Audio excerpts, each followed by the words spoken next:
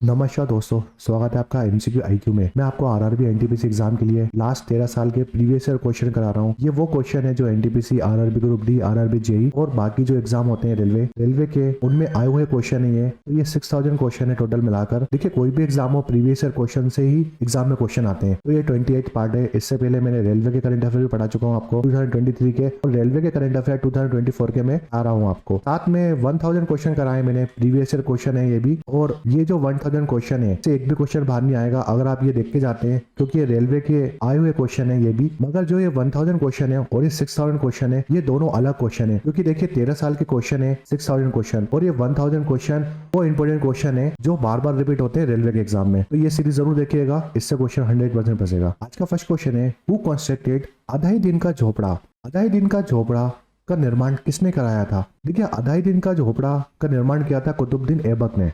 1194 में एक बैटल हुई थी, जिस बैटल का नाम है battle of Chandwar. Battle of Chandwar ये दो राजाओं के बीच में हुई थी। एक साइड थे मोहम्मद गोरी थे एक साइड, और दूसरा साइड थे जयचंद। तो जयचंद और मोहम्मद गोरी के बीच में 1194 एडी में बैटल ऑफ चंदवार हुई थी।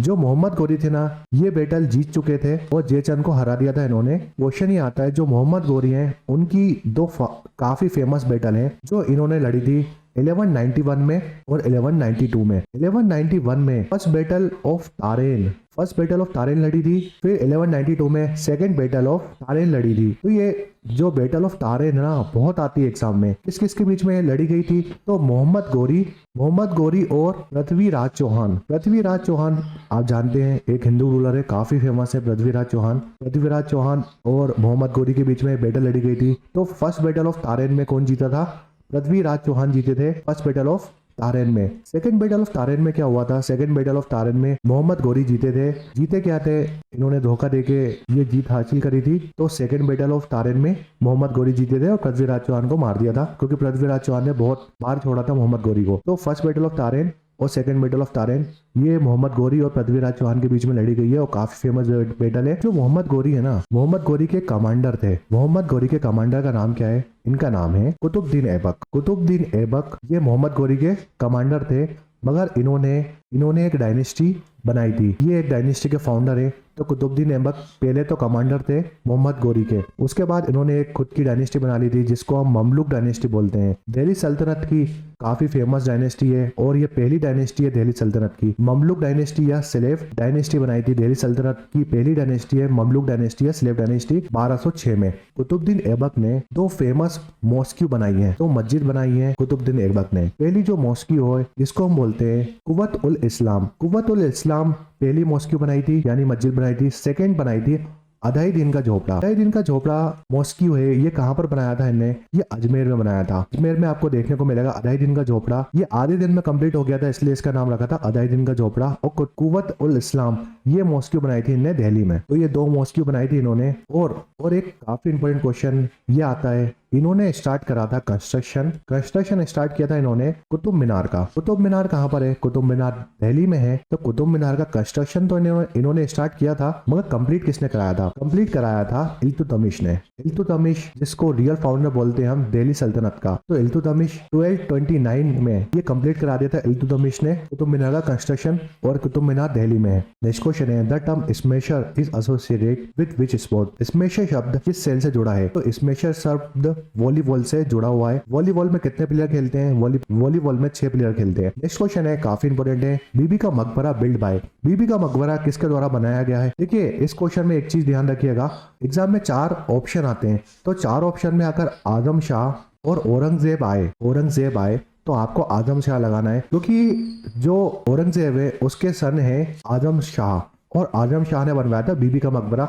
क्योंकि कभी कभार क्या होता है, 4 ऑप्शन में आजम शाह का नाम नहीं होता, तो आप लगाएंगे औरंगजेब। इसका करेक्ट आंसर होगा फिर औरंगजेब। अगर ऑप्शन में आजम शाह भी है और औरंगजेब भी है, तो आप लगाएंगे आजम शाह। अगर आजम शाह का नाम नहीं होगा ऑप्शन में, तो लगाएंगे औरंगजेब। बीबी का मकबरा है कहाँ पर? औरंगाबाद में बीबी का मकबरा है। औरंगाबाद है महाराष्ट्र में। और ये बनवाया था किसने? ये बनवाया था औरंगजेब के सन ने। औरंगजेब के सन थे आजम शाह, इन्होंने बनवाया था। औरंगजेब की बात करते हैं, इनकी वाइफ का नाम था, औरंगजेब की वाइफ का नाम दिलदश बानो बेगम। दिलदश बानो बेगम के लिए यह मकबरा बना है, इनका मकबरा है बीबी का मकबरा। तो दिलदश बानो बेगम इनकी वाइफ थी औरंगजेब की और इनका ही मकबरा है। काफी इंपॉर्टेंट क्वेश्चन है। अगर मैं डिजाइन की बात करता हूँ कि इसको डिजाइन किसने किया है, डिजाइन करा है इसको तुल्ला डिजाइनर थे, इन्होंने डिजाइन कराए बीबी के मकबरे को।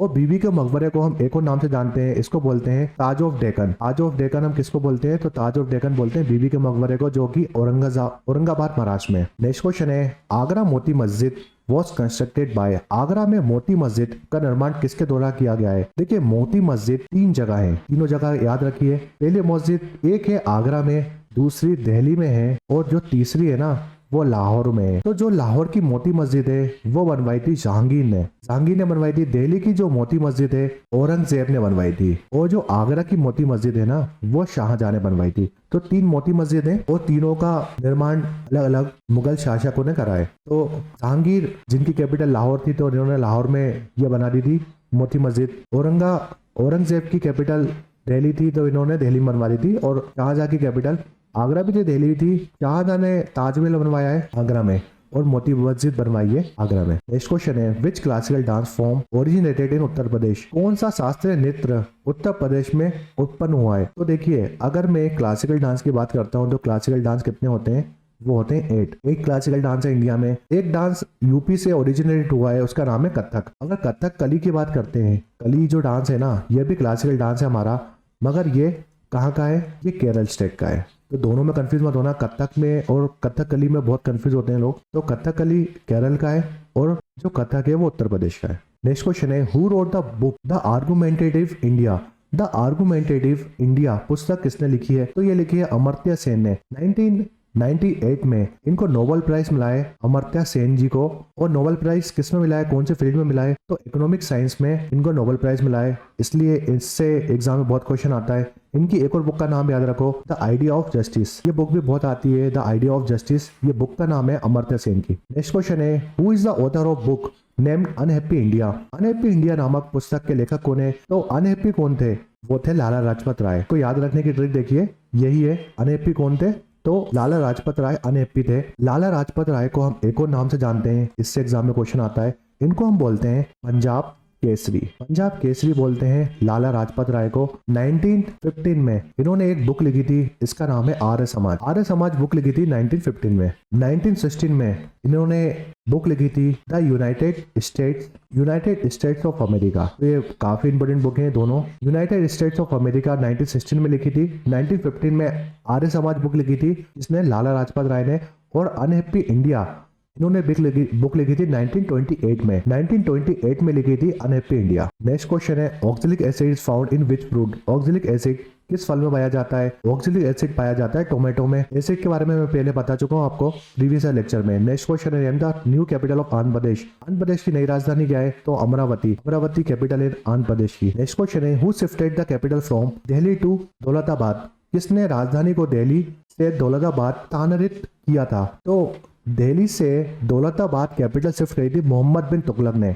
मोहम्मद बिन तुगलक कौन सी डायनेस्टी से बिलोंग करते हैं, तो ये तुगलक डायनेस्टी से बिलोंग करते हैं। और तुगलक डायनेस्टी के फाउंडर कौन है, गयासी-उद-दीन तुगलक। तो गयासी-उद-दीन तुगलक को हम एक और नाम से जानते हैं, इनको बोलते हैं गाजी मलिक। गाजी मलिक या गयासी-उद-दीन तुगलक बोलिए, ये दोनों ये एक ही नाम है और ये फाउंडर है तुगलक डायनेस्टी के। देखिए मोहम्मद बिन तुगलक को हम बोलते थे जोना खान, इनका नाम था जोना खान। तो जोना खान किसका नाम है, वो है मोहम्मद बिन तुगलक का। मोहम्मद बिन तुगलक से 2 क्वेश्चन आते हैं। पहला तो ये आता है दिल्ली से दौलताबाद इन्हें कैपिटल शिफ्ट करी थी। दूसरा क्वेश्चन ये आता है कि एक अफ्रीकन ट्रेवलर आए थे इनकी कोर्ट में, जब ये राजा थे उस टाइम। तो इनकी कोर्ट में कौन सा अफ्रीकन ट्रेवलर आए थे, और ये मोरक्को से आए थे।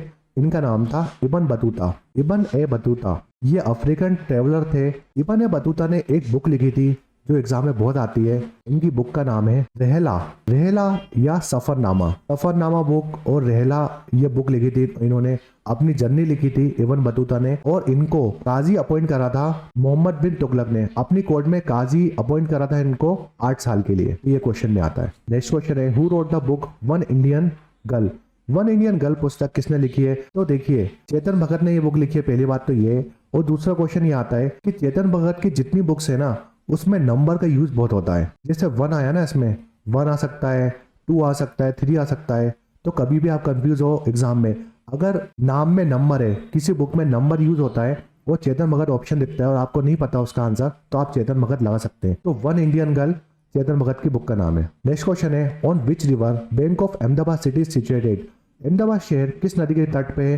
तो साबरमती नदी के किनारे बसा हुआ है अहमदाबाद सिटी। जैसे नर्मदा रिवर के किनारे कौन सा है? जबलपुर। जबलपुर शहर नर्मदा रिवर के किनारे है। नर्मदापुरम जो शहर है मध्य प्रदेश का, वो भी नर्मदा रिवर के किनारे है। तो ऐसे एग्जाम में बहुत सारे क्वेश्चन आते हैं। जैसे सरयू रिवर के किनारे है अयोध्या, तो अयोध्या सरयू रिवर के किनारे, तो ये क्वेश्चन आते हैं एग्जाम में। ये 28 पार्ट था 600 क्वेश्चन का। ये प्रीवियस ईयर क्वेश्चन है जो रेलवे में बार बार रिपीट होते हैं। अगर आपको ये वीडियो पसंद आए तो लाइक करें, शेयर करें, सब्सक्राइब करें एमसीक्यू आईक्यू को। और आप हमारा टेलीग्राम चैनल भी ज्वाइन कर सकते हैं, जिसकी लिंक आपको वीडियो के डिस्क्रिप्शन में मिल जाएगी। Thanks for watching MCQ IQ.